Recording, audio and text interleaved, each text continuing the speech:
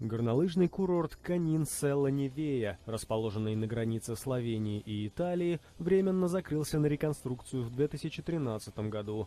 Сейчас, чтобы добраться сюда, необходимо 45 минут ехать на внедорожнике от ближайшего населенного пункта, а затем еще час забираться по склонам на снегоходе.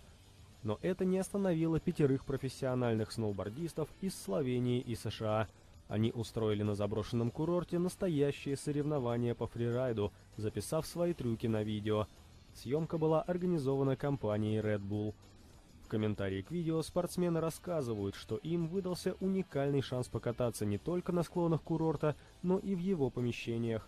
Сноубордисты перепрыгивают тяжелую технику и даже заезжают внутрь неработающего подъемника. Как ожидается, власти Словении откроют курорт следующей зимой.